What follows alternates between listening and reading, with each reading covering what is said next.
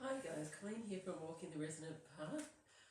For those who don't know, every year on my Book Cozy website, I have a website called the Book Cozy, and I usually list all the Christmas movies I've watched from November onwards, because as soon as Halloween finishes, I start my Christmas movie watching. Now, just like I do with Halloween, I do Halloween, as I said, the fun part of Halloween, October 31st, and Samhain, the sort of more witchy ritual sort of honouring side of Samhain on the 1st of May. And I do the same with Yule. I usually celebrate the sort of more introspective sort of Yule in June, July, when it is appropriate for us down under in Australia for the agricultural side, and then for Christmas I just celebrate the fun side of Christmas. And usually on my Books Cozy website, I will start watching Christmas movies like in November, straight after I've finished with Halloween. Then I start with my Christmas movies, and usually I'll have like about 100 Christmas movies on a list on my Book Cozy website.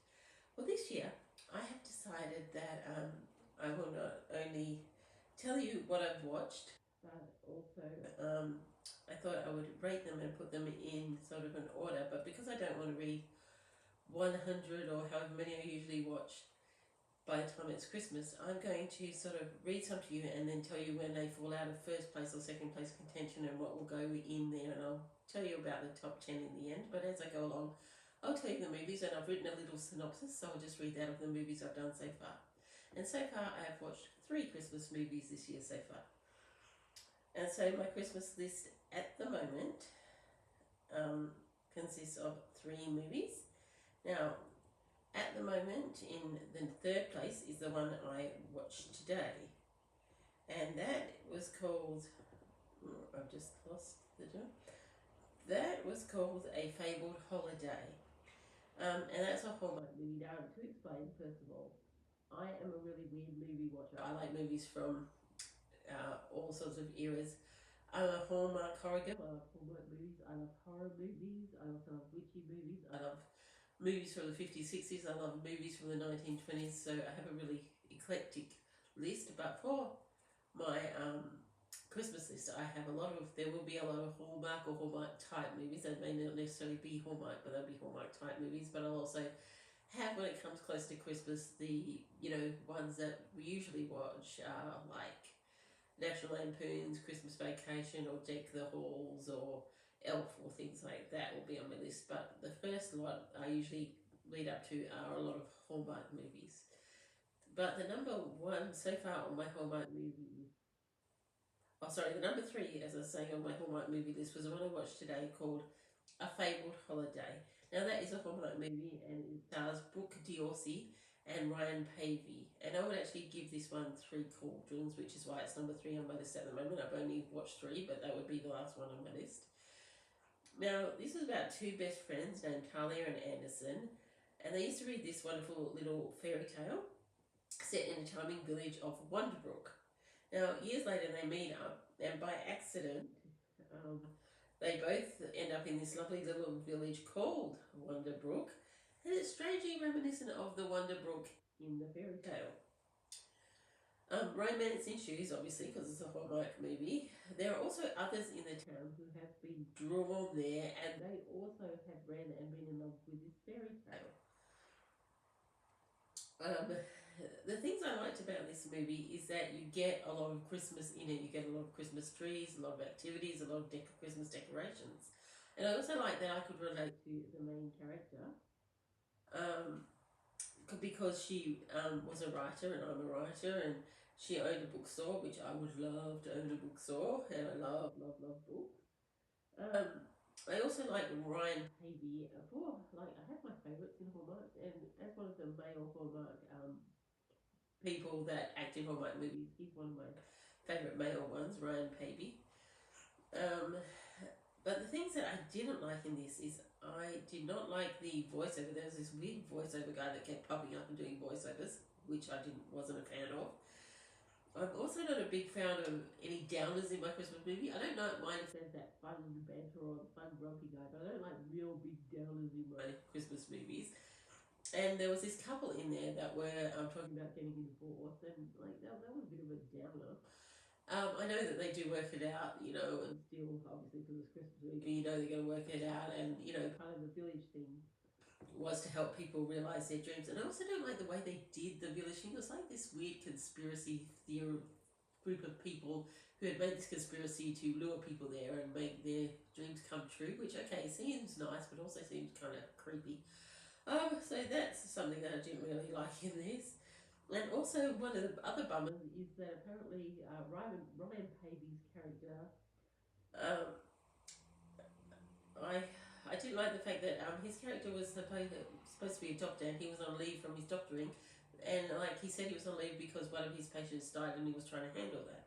Now, to me, that's a real kind of bummer in a Christmas movie. So I'm not into bummers in my Christmas movie. So that's why this one dropped down a couple and only got 3 cauldrons. Now, number 2 on my list was A Magical Christmas Village. Now, this has one of my favourite Hallmarks. I've got a few favourite Hallmark actresses, and this has one of my favourite Hallmark actresses in it, which is Alison Sweeney. You might know her from Days of Our Lives or Biggest Loser or something like that. But it's also got Marlo Thomas, who I really love from a really old series called Batgirl. And this one got 5 cauldrons, by the way. Now, this is about Summer, a single mum who's played by Alison Sweeney, and she's trying to juggle motherhood and dealing with her mother, who is played by Marlo Thomas, dealing with her financial issues, and working as a designer and a volunteer at the Christmas festival. Now, due to her mother Vivian's generosity, her mother Vivian gave away her house, so in the end she had to move in with Summer and her daughter Chloe. And you see, Summer and her mother have 2 sort of opposing personalities. So Summer is very controlling and likes to have lists and things in order, and her mother is this free hippie spirit, like into crystals and, you know, free hippie stuff. And also they have this opposing thing. But her mother Vivian, that's the mother's name, she made this Christmas village, and she set it up in Summer's house. And Summer's daughter Chloe does these little things that are happening in the village, and they come true. So it's like a magical Christmas village. And she sees her mother meet Ryan, who's played by Luke McFarlane, and she sees them getting closer. She wants her mum to be happy for Christmas, so she does these little scenarios in the village, like her mum going out on a date, her mum ice skating with this new guy, and these wishes come true, and of course romance ensues. Now, I really like Alison Sweeney, as I said, so that was a good thing for this movie. I also really like Marlo Thomas and Luke McFarlane, so all the actors I like. There was little bits of Christmas here and there, but I don't think there was enough Christmas, really. I really would have liked more sort of Christmas in there. And I would have also liked a bit more fun interaction between the love interests. It was sort of a very sort of staid, sort of, you know, smooth, plain interaction between the love interests. And also, even though I know Hallmark movies don't have much of a storyline, I would like just a little tad more of a storyline in there. But I still gave it 5 cauldrons because I really liked the acting, you know. I didn't mind the sort of little bits of storyline, and I like the interaction between Marlo Thomas and Alison Sweeney as the mother and the daughter. I thought that was good. Now, what takes my number 1 place for out of the 3 I've watched so far is A Cookie Cutter Christmas, and this stars Erin Krakow. And if you know Erin Krakow, she is from When the Calls the Heart fame. And I got to admit, I'm a big fan of When Calls the Heart, so this is possibly why at the moment this is on top of my list.